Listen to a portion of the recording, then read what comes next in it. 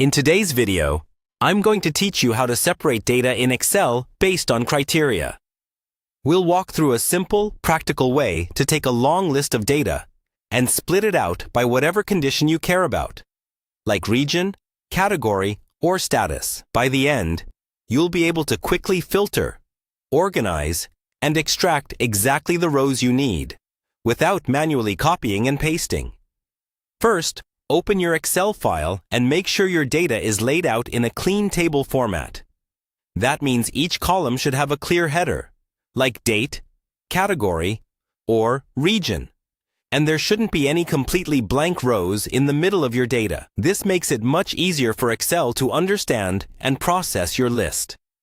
If your data isn't already in a table, you can quickly turn it into one by clicking anywhere inside the data and pressing Ctrl+T on Windows or Command+T on a Mac, then confirming the range. Now, decide which criteria you want to separate by. For example, maybe you want to pull out only the rows for a specific region, or only items that match a certain category. Identify the column where this criteria lives. This is important, because every method we use will rely on that specific column to filter or split the data.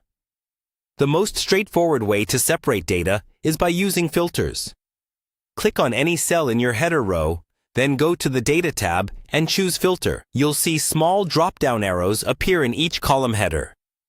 Click the arrow on the column that holds your criteria, then uncheck Select All and tick only the value or values you want to keep.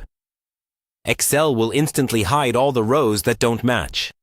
At this point, if you want a separate copy of just those filtered rows, select the visible rows, copy them, and paste them into a new sheet. This gives you a clean, separate list based on your chosen criteria. If you need a more automated or dynamic approach, you can use formulas. In newer versions of Excel, the filter function lets you create a live subset of your data. You specify the full range, indicate which column to test, and set the condition, like region equals north. Anytime your source data changes, the filtered list updates automatically. Finally, take a moment to label your new sheets clearly, so you know which criteria each one represents. This small step makes your workbook much easier to navigate and maintain over time.